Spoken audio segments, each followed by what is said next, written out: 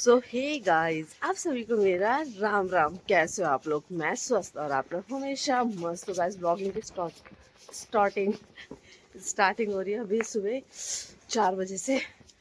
तो हम उठ गए थे, फ्रेश हो गए थे और अभी हमारी कैब आ गई है। और आज जल्दी आ बेटा। तो आज काफ़ी टाइम से कोहरा था, तो बस हमें यही टेंशन थी कि कहीं हमारी फ़्लाइट डिले ना हो जाए। ठीक है, तो आज मौसम साफ दिख रहा है, कोहरा नहीं है। तो इस बार अभी जो ऑनलाइन दिखा रहे थे उसमें तो एट अ टाइम दिखा रहा है कि 7 बजे के, तो 7 बजे ही चलेगी। तो बोलते हैं ना एयरपोर्ट में 2 घंटे पहले पहुंचना पड़ता है, तो वही कोशिश हम भी कर रहे हैं 2 घंटे पहले पहुंचने की। तो चलो दक्ष हाय बोलते हैं, जय श्री राम बोल। हाँ तो गैस चलो साइड साइड चलो। तो चलो मिलते हैं आपसे सीधा। अभी पहले कैब फिर एयरपोर्ट। कैब भी आ गई है और ये फटाफट डालते हैं सामान इसमें।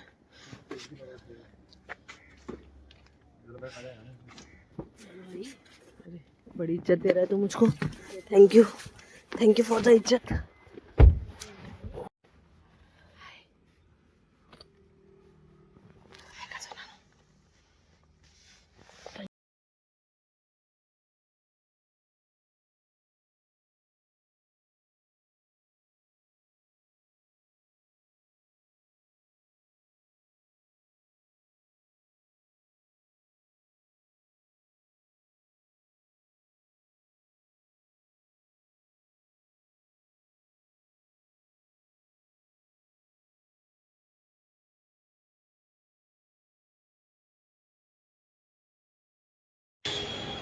So guys, finally we are in airport. First time. ये बिना इसको दबाए ना चलता भी नहीं। देखो गोटिया की इच्छा पूरी होगी ना गोटिया। अब ये ट्रॉली चला।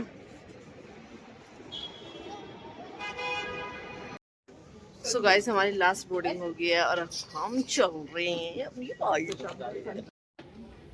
देख ही नहीं पाते। तो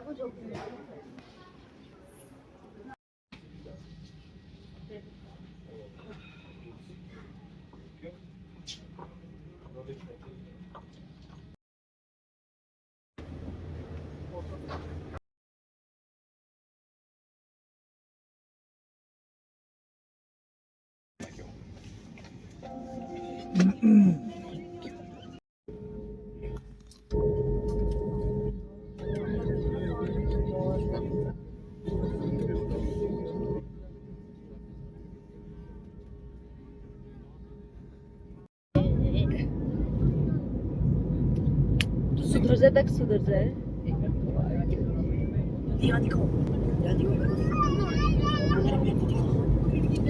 रुक जा।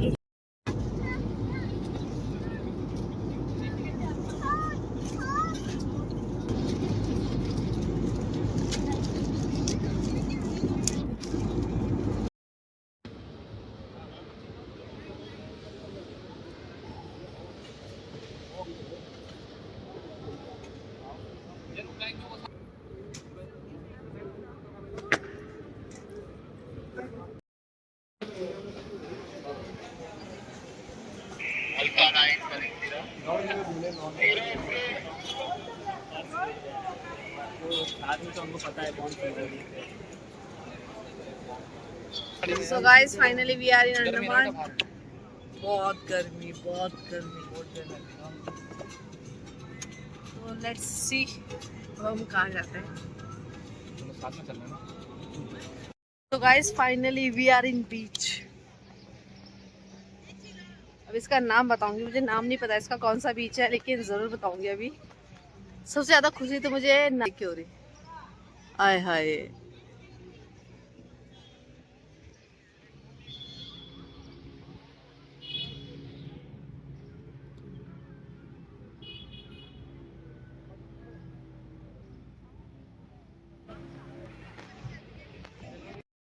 अभी हम जा रहे हैं बोट राइड पे।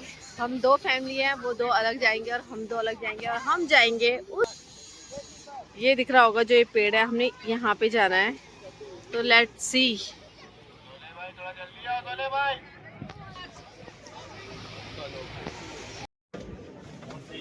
सो गाइस अभी हम जा रहे हैं बोट पे। कौन से टापू पे जा रहे हैं भाई? स्नेगालैंड। सर मैडम को क्या है मेरे भाई, क्या है वहाँ का नाम? इधर पहले इधर एक बार देखो, खड़े हो एक बार। पहनना बहुत जरूरी है, बताइए। मेरा चश्मा दब गया वहाँ अंदर। भाई एक मिनट है, एक मिनट।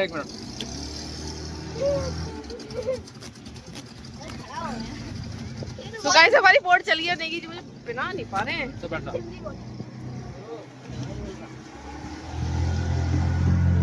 हैंडल पकड़ना टाइट से।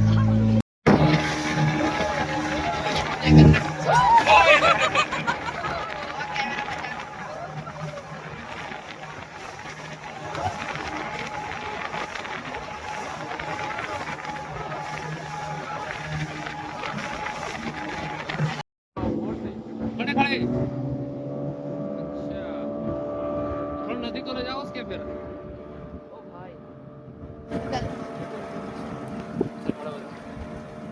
कौन की जगह? उसे की तरह लग रहा हो जो ऊपर उड़ रहा, देखो वहाँ पर। वो तो डर कहाँ लग रहा, वो ऐसा हो रही है अभी जिंसी है।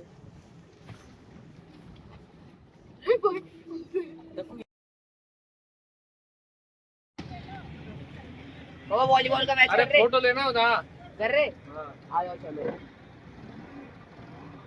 I am all in one, मैं वॉलीबॉल भी खेलता हूँ, हैंडबॉल भी खेलता हूँ। सो गाइस हमारी राइड हो गई है पूरी। कैसा लगा ध्रुव आपको? मेरे को डर लग रहा था वैसे ऊपर नीचे हो रही है। दक्षु आप बताओ। स्विमिंग करनी थी वो। देखिए जी आपको कैसा लगा? हमारे लिए बोला पापा ने तो बहुत बार बच्चों का खेल है, बोला ये तो। आपके लिए बच्चों का खेल है, हमारे लिए बुड्ढों का खेल है। जीत भाई हमें कुल्फी दे रहा है। किसका दूध का बनाते हो?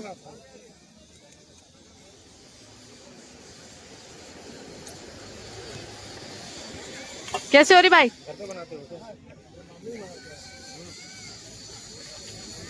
इसी में से खा लो। हो तो गया, हो गया मेरे भाई, हो गया। अरे भाई मेरे अरे नो ठंडा हो रहा है। मलाई कुल्फी आधा बच्चों कुल्फी ले लो। आज उसके पूरी। गाइस कॉबिन के बीच से हम आ गए वापस और हम जा रहे हैं अब आगे। हमारे लिए सब कुछ सरप्राइज है कि हम कहाँ कहाँ जा रहे हैं, कहाँ कहाँ नहीं, क्योंकि हमें कुछ भी नहीं पता कि हमने जाना कहाँ है और कहाँ नहीं। लेट्स सी अब हम कहाँ जाते हैं। गाइस अभी आए हैं हम सेलुलर जेल, जिसको आप बोलते हैं काला पानी भी बोला जाता है उसको। बताओ ये कुछ आप। अंग्रेजों द्वारा स्थापना की गई थी इसकी। हाँ, और जो हमारे देश के जो फ्रीडम फाइटर थे फाइटर थे, उनको यहाँ लेके आते थे सजा के तौर पे। सजा दिलाने के लिए, मतलब उनको यहाँ पे लेके आते थे। वापस नहीं जाएगा यहाँ से।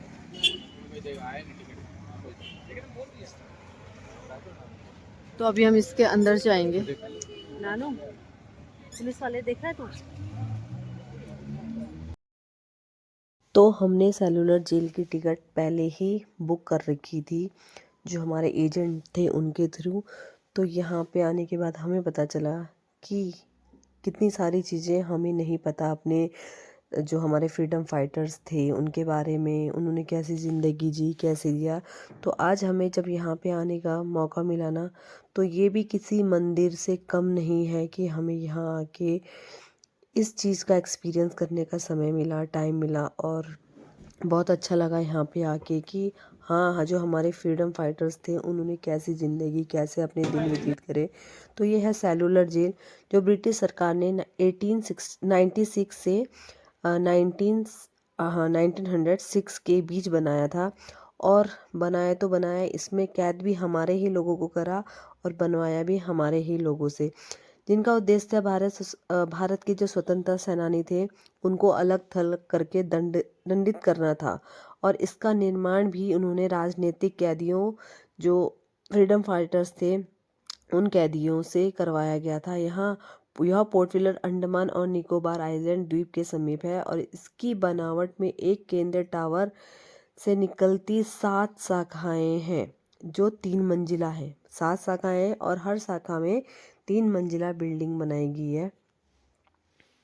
झूठ ना बोलूं तो मैंने भी फर्स्ट टाइम ही वीर सावरकर जी के बारे में यहाँ आके हमें पता चला कि वो कौन थे। 1910 में अंग्रेजों ने उन्हें गिरफ्तार करा था, भारत लाए और अदालत ने उन्हें 2 बार आजीवन कारावास की सजा सुनाई थी। कुल 50 साल सजा काटने के लिए उन्हें अंडमान की सेलुलर जेल भेजा गया था। 4 जुलाई 1911 को सावरकर पोर्ट व्हीलर पहुंचे। यहाँ की जेल में जीवन बेहद ही कठिन भी था और जो इनके जो दंड देने की जो ये पनिशमेंट देते थे हमारे फ्रीडम फाइटर्स को, वो भी बहुत ही खतरनाक होती थी। तो ये हैं वीर सावरकर जी के करके बर्तन, सब कुछ यहीं पर एज इट इज़ है। उनका सोने का जो बिस्तर है वो भी वहीं पर ही है, सब कुछ वैसे ही रखा गया है। 20 साल कोई कम नहीं होते एक छोटी सी कोठरी में काटना, और वो भी उसके लिए जो उन्होंने दंड कभी किया ही नहीं। वो सिर्फ यही तो चाहते थे कि हमारा देश आज़ाद हो जाए। हमारे देश को आज़ादी दिलाने के लिए देख लो मतलब कितना इन्होंने कष्ट सहा, कितना दुख सहा, खाना नहीं मिला, पीना नहीं मिला, हर चीज़ के लिए अपने ही देश में अपनों के लिए ही इतनी सारी लड़ाई के लिए झेलनी ये वो पड़ी। जेलें हैं जहाँ हमारे सारे फ्रीडम फाइटर ने 10-10 साल निकाले। भारत माता की जय। इनकलाब जिंदाबाद। ये थी इनकी कोठरियाँ, ये होगी रोशनदान, यहाँ वो बेचारे सोया करते थे। तो ये देख सकते हो आप, इस तरीके से हमारे जो फ्रीडम फाइटर्स थे, स्वतंत्रता सेनानी थे, उन लोगों को सजा दी जाती थी, कैसे उनको बांधा जाता था। देख लीजिए कैसे कपड़े, टाट के कपड़े उनको पहनाए जाते थे। ये कपड़े उसी टाइम के हैं, जो काम नहीं करता था उसको ऊपर लटका कर ऐसे उनको सजा दी जाती थी। कैसे कैसे करके मतलब जो हम सोच भी नहीं सकते ना, उससे ऊपर ही इन सबके साथ बेचारों के साथ गोले का तेल दुख, निकालने, दर्द, सब ऑयल कुछ हुआ है। मिल, ये देख सकते हो आप, हर चीज़। अब तो मशीनरी चीज़ें हैं ना, पहले इनको मतलब प्रताड़ित करने के लिए इनसे तेल निकाला जाता था। इस तरीके तेल की निकालने की मशीनें रहती मशीन। थी, चाहे करना हो चाहे ना करना हो, आपको करना ही पड़ेगा। और ये है वो जगह जहाँ पर हमारे फ्रीडम फाइटर्स को लटकाया जाता था, उनको फांसी की सज़ा सुनाई जाती थी। फांसी सजानी मतलब फांसी दी जाती थी। तो एक रूम में 4 फंदे रहते थे। तो ये देख सकते 3 फंदे थे, 1, 2 और 3। और फांसी ये देते थे ना, फिर वो यहाँ बॉटम नीचे पार्ट, उस लटकते रूम थे का बेचारे। बॉटम पार्ट जहाँ पे उनकी लाशें नीचे आती थी। बहुत ही दुख होता है। ये सब भी कितना कुछ सहा है उन्होंने। और ये हमारा मतलब री एंट्री हो रही थी। री एंट्री इसलिए हो रही थी क्योंकि रात को चलता था नाइट शो, इस वजह से हमारी री एंट्री हो रही थी। और हम भी लाइन पे लगे थे, चेकिंग होती थी कि किस किस का पास है नाइट शो का।